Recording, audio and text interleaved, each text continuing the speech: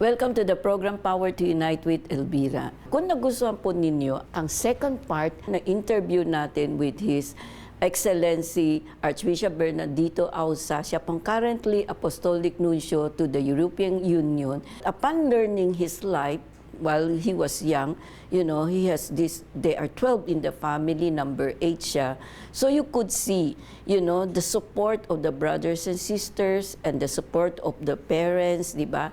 Kaya ang paghubog, you know, mula pa sa pagkabata, I think the love that the mother has shown to it and the support of the father makes him what he is today. Kaya itutuloy po natin ang ating magandang interview kay Archbishop Bernardito Auza na siya po currently Apostolic Nuncio to the European Union, no, na hindi po madali. Napakarami pong bansa ito. Tatanungin natin siya how he will survive this at ano pa yung kanyang natutuhan dito, paano siya na-mold to become a better and stronger person. Itutuloy po namin ito sa pagbabalik ng Power to Unite with Elvira.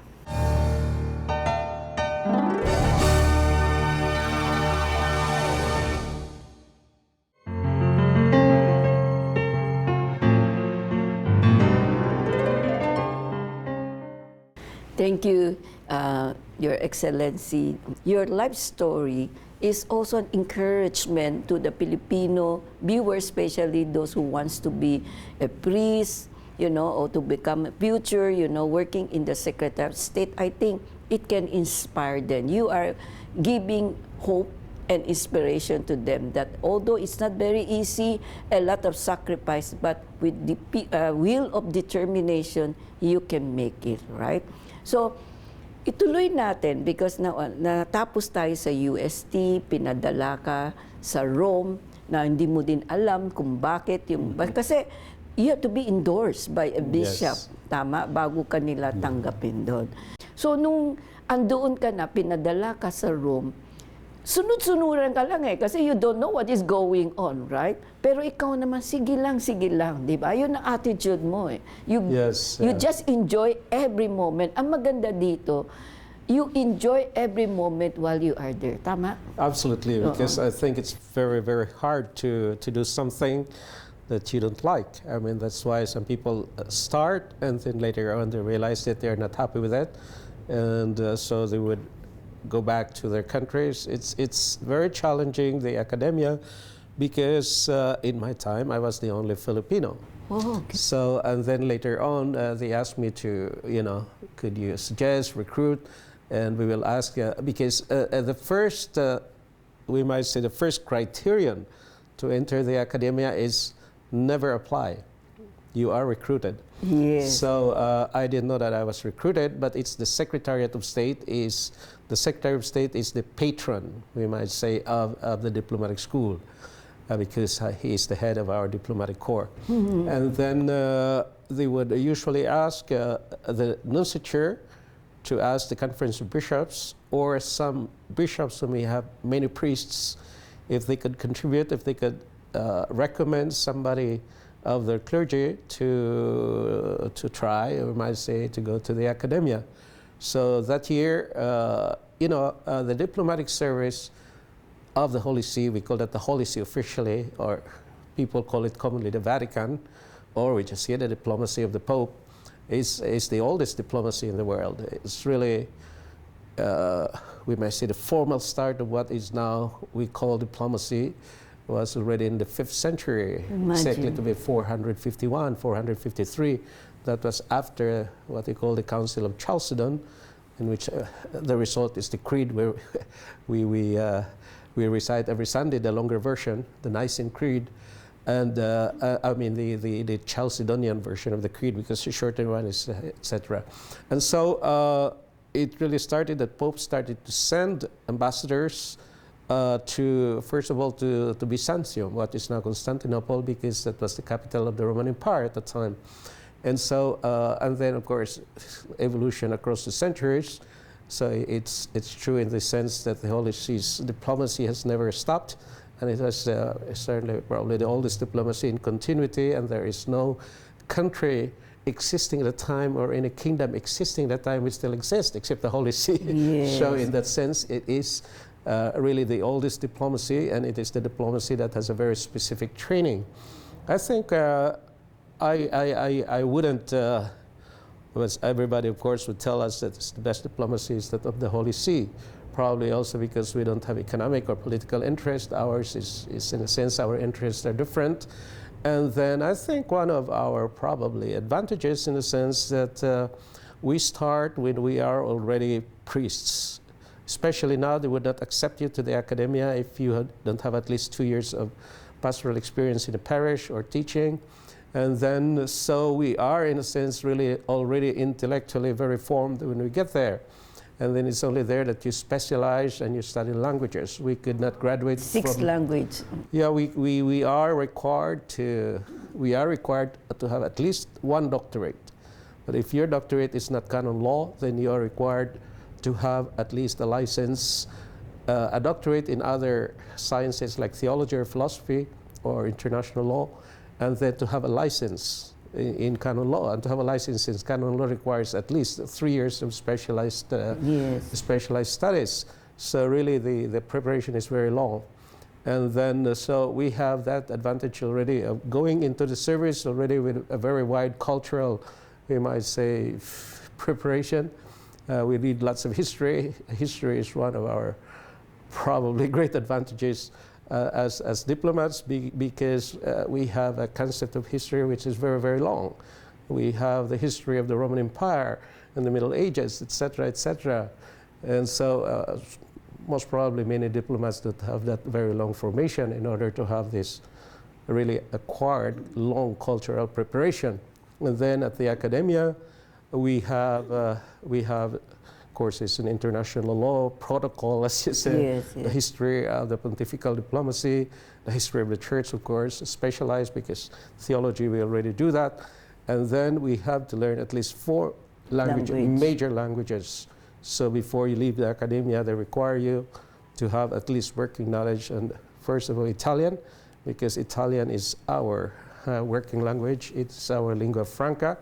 All the nunciatures, we have to speak Italian. And as nuncios, we have to write in Italian all our reports, episcopal appointments, etc. Everything in Italian. It's very tough, huh? It's very tough. You don't know Italian, you really are in trouble, in a sense, because it is our working language. Some still write something in English, but in Rome, even though it's more and more international, the Roman Curia, they would prefer to have it in Italian. So I do write all my reports since I started working in the nunciature since 1990. So I'm on my 36th year working in the diplomatic service after 4 years in Rome of studies. And then, so we have to learn Italian. And then English is, the second most important language we have, we might say, is French, because French is still the Holy See's official diplomatic language. Okay. This is, of course, in history, this was the French as the official diplomatic language, what they called, the Treaty of Westphalia. And then Spanish, because half of the Catholics are Hispanics. So most of the countries in Latin America, well, except Brazil, we might say, we speak Spanish. Portuguese. Yeah, Spanish, Portuguese in Brazil, and some Caribbean islands English, but really the dominant language of the Catholics in general, it's more than around half of the Catholics, half of the 1.4 billion Catholics now speak Spanish as their primary language. So we have to learn that. And then English, because it's really the lingua franca of the diplomatic corps in general. So many diplomats now, they don't speak French anymore, or, especially, but everybody speaks English. Very few, very few, usually political appointees, those who haven't undergone the training of being diplomats, or those who haven't undergone assignments in different places. You're a politician appointed as an ambassador, usually they will just speak their native language. And sometimes it's hard for them to get into the rhythm of to be really an efficient, we might say, representative of his or her country. So we are asked to learn those 4 languages when we leave the academia. And of course, you have to speak very well French when you leave the academia. Of course, we have to study. I studied in Rome. I studied French in Rome. I studied French in Paris. And then I was sent to Madagascar, which is, its second language is French. First assignment. That was my first assignment. So I learned French there. And so it's Mauritius, where, really the daily language is French as well. And of course, English. And then there's La Réunion, Mayotte, where only French is spoken. And so it's part of your training that you don't go there without the basis. But once you get there, you could immediately work and you could immediately communicate, but at the same time, learning more and more. We will continue our beautiful conversation sa pagbabalik po ng Power to Unite with Elvira.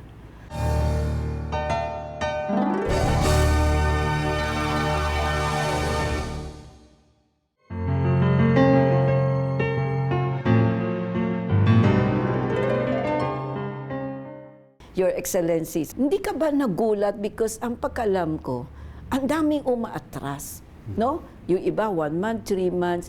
Paano yung, kasi ang daming protocol. This is one thing I don't like, yung the way you eat, sandito yung kutsara, ano. Ang daming protocol, dami mo dapat alamin, di ba? Pero it's the best training. I remember, sabi sa akin mga diplomats dito, yung mga European diplomat, if you want to be trained to be a good diplomat, go to academia. At that time, I don't even know what is academia. Yung pala the best training ground for a future diplomat, di ba? Especially for Vatican. So, how is your life? I was Apostolic Nuncio in Haiti for more than 6 years, so that's also where I kind of learned more deeper and, you might say, speak better French, etc. And so we have a long formation probably. That's many of the diplomatic service, as far as I know, they really don't have specialized diplomatic schools. They take the exams and they undergo 6 months or 1 year of training in a kind of a diplomatic school, but really in an informal way. And then they are sent to the missions. And then we have also the advantage of being sent to every continent or every places.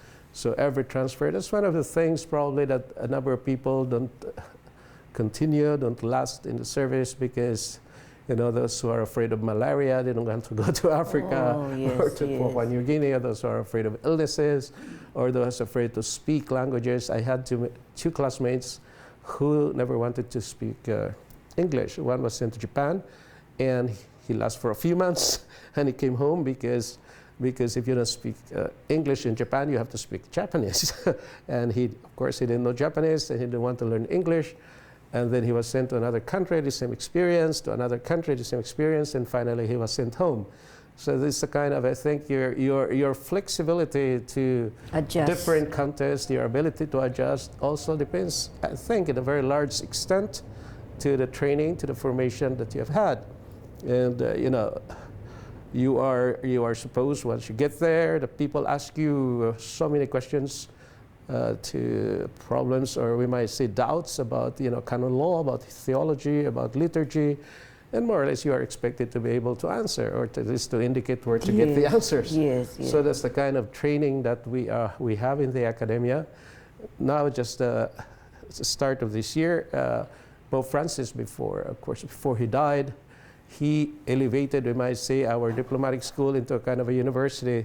Yeah, I mean, now our academy is, we might say, empowered or habilitated, we might say, to give academic degrees in international law and diplomacy.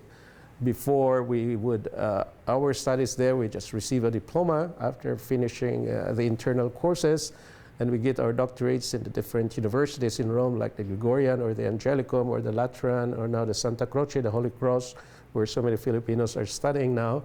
So they have, I mean, the Holy See, under the Secretariat of State, of course, they have expanded.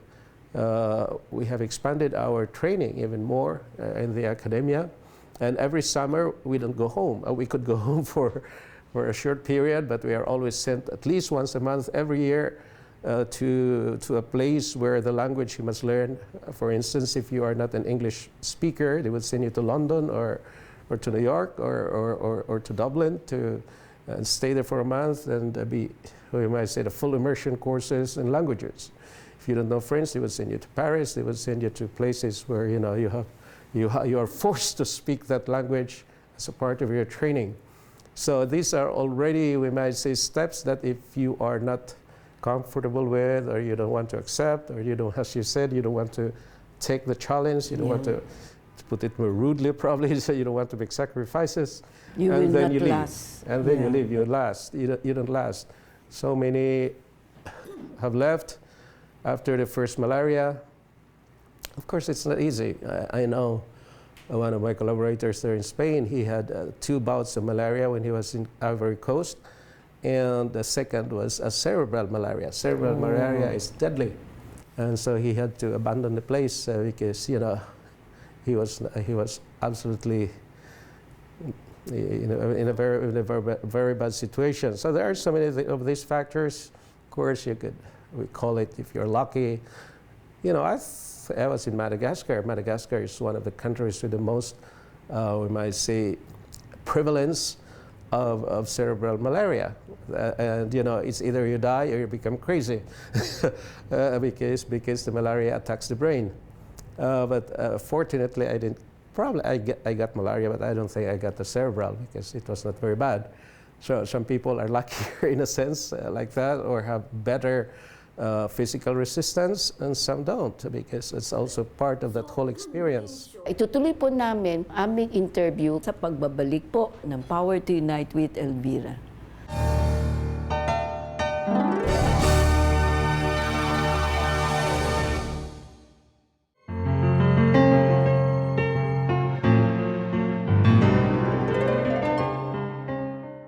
Your Excellencies, based on your experience, the rigid training, it's very rigid, right? It's very, because it's 4 years. You compressed everything in 4 years. You have to have a doctorate. You learn 4 languages. You have internal courses. That's why it's very tough for you. And then to be able to graduate from that, you thought everything is okay, but it's not. Because when you go to your first mission, that's the shock. Another shock comes into your life because your languages can be a source, whether it can help you or not. And then, as you said, the malaria at that time was very prevalent, so it can be another reason whether you last or not, But sometimes, but then in short, there's a lot of risks, They thought being a diplomat, the Nuncio, they thought everything is okay, but they don't realize, the risks, the challenges, the hardship that all of you has to undertake. Because I heard you are going to be assigned whether in Africa, in Latin America, in Asia Pacific, You don't even know this country, these people. So another adjustment, right? Yes, so this is my 12th assignment. Yeah. So in my 36 years of the service of the Holy See, this is my 12th assignment. So I have moved 12 times, and my longest assignment was in Rome. I lived in Rome for 12 years. I stayed there 4 years for studies, and then almost 8 years, 7 years, and 8 months as the Secretary of State. That was my longest, we might say, assignment. Others, usually 3 years. And so, there are things that you have to renounce. If you are a book lover and you want to have a library, that's just impossible. We are only permitted 150 kilos of things every time we move. Yes. So when I moved to Brussels, I only have 64 kilos with me. I had to give up everything. And besides, I knew that I could, because when you arrive anyway, everything is ready. You don't bring your stuff. You don't. You just bring your clothing and some very personal stuff, because everything is there. And really, as a priest, we use we use the same clothing. Of course, you have several of those, but there is not a variety of color. We always wear black. Yeah, so that's currently your situation in the European Union, right? Napakaganda po ng sharing po ni Archbishop Bernardito Auza. Siya ang currently Apostolic Nuncio sa European Union. Kaya itutuloy po namin ang aming interview kay Excellency Archbishop Bernardito Auza sa pagbabalik po ng Power to Unite with Elvira sa susunod na linggo.